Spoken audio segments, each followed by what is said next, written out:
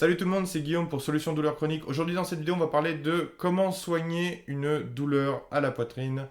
On parle pas bien sûr d'un infarctus, ça c'est pas du tout notre cas. On parle ici évidemment d'une douleur entre le sternum et le manubrium. Il y a une petite articulation à ce niveau-là. On essaie de voir qu'est-ce qui peut être fait, pourquoi on a mal. J'explique tout ça dans cette vidéo juste en dessous. Si pour toi la kinésithérapie, le sport, la nutrition t'intéresse, abonne-toi à cette chaîne, on va en parler tout le temps.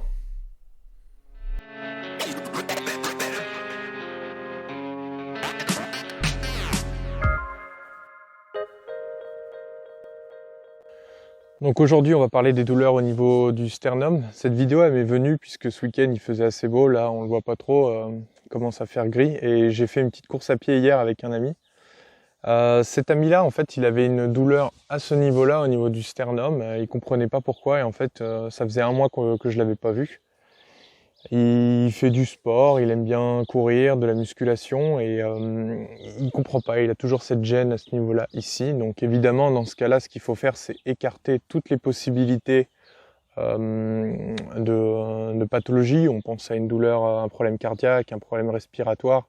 Donc il respire bien, il n'a pas de problème cardiaque. Non, non, non, là, à ce niveau-là, normalement, c'est pas le cas. Il faut aussi éviter les douleurs projetées. Les tensions, les douleurs projetées, c'était pas le cas. Est-ce qu'il a reçu un coup? Ce n'était pas le cas non plus. Donc non, non, il a bien une douleur au niveau du sternum et il comprend pas pourquoi. Alors ce qu'il faut savoir ici, c'est que cette articulation-là, c'est une synchondrose. Bon, ça c'est un terme, j'ai dû le chercher directement sur Wikipédia, puisqu'en fait on l'utilise pas beaucoup. Il y a peu d'articulations qui sont une synchondrose et dont on en parle assez souvent finalement. Les articulations sont plutôt assez classiques en règle générale. Et donc cette articulation, ce qu'il faut comprendre, c'est qu'elle a une légère mobilité. C'est-à-dire que moi, si je prends ma main, bon, bah, ça bouge bien, quoi. Tu prends les doigts, ça bouge bien. Tout ce que tu fais bouge bien. Par contre, ici, là, forcément, à ce niveau-là, la mobilité, elle est légère. Mais ça bouge. En fait, si vous venez respirer, si vous inspirez,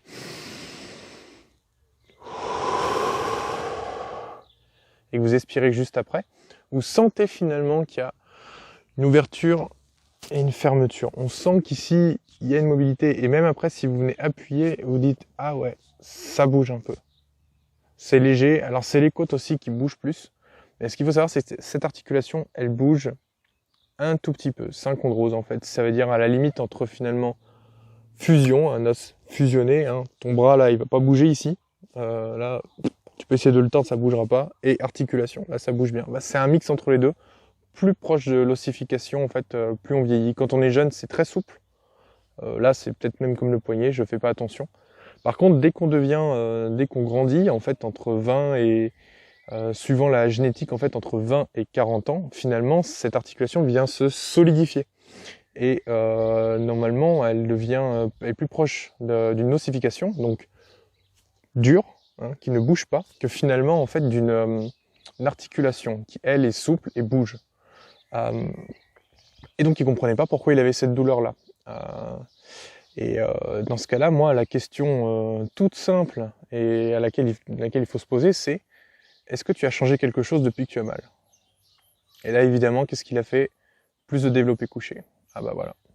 Alors là, le cas, il est simple, évidemment. Il est évident, c'est quelque chose de classique. Mais pour certains, ça va être un peu plus subtil. Il aura fait des dips, il aura fait un nouveau sport.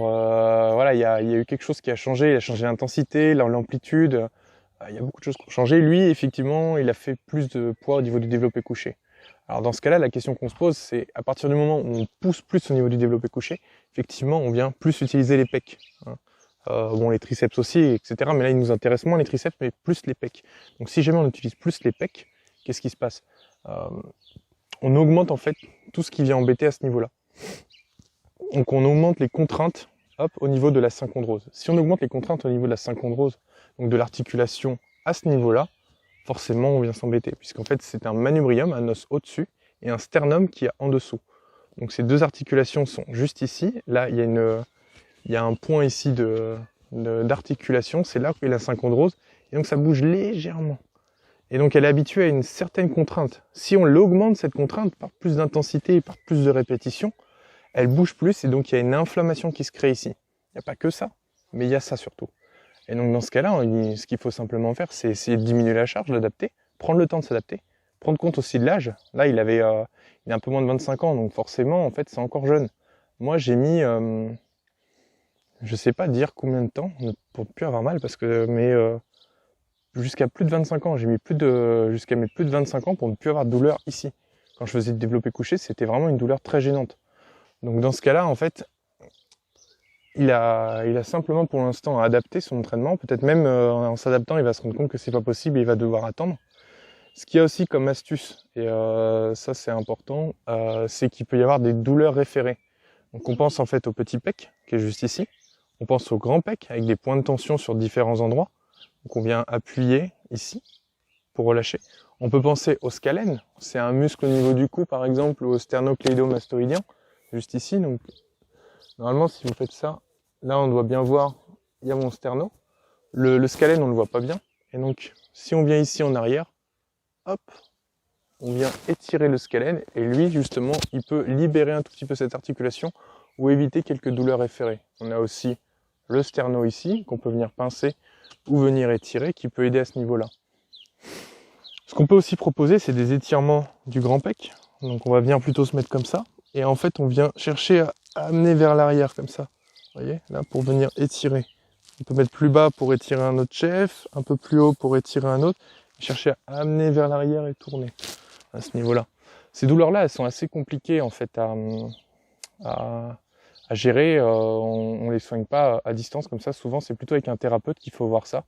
Néanmoins, il y a aussi une autre astuce, c'est que finalement, il faut aussi travailler tous les muscles de la ceinture postérieure qui permettent de se tenir droit et d'avoir une meilleure statique. En fait, en se tenant droit, en ayant une meilleure statique, on a finalement un peu moins de contraintes ici au quotidien puisqu'on évite d'être voûté comme ça. Donc tout ça, ça se travaille.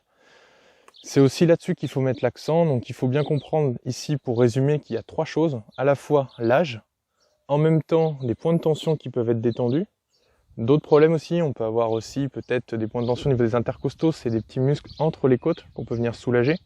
Ou alors une difficulté au niveau de la vertèbre postérieure. Mais donc ça va être dans la catégorie spécifique, on va dire comme 3e catégorie. Et comme 4e catégorie, il y a finalement travailler tout ce qui va être les muscles postérieurs au niveau de la colonne pour être plus redressé, avoir une meilleure tenue. C'est tout pour cette vidéo, merci de me suivre. Si tu as des questions sur le sport, la kiné, la nutrition, la psychologie, les compléments alimentaires, tu as mon mail dans la description, on reste en contact. Si pour toi la kinésithérapie, le sport, la nutrition t'intéresse, tu t'abonnes à cette chaîne, il y aura plein d'autres vidéos là-dessus, je vais pas m'arrêter. Et c'est avec un immense plaisir qu'on va partager tout ça. A tout de suite.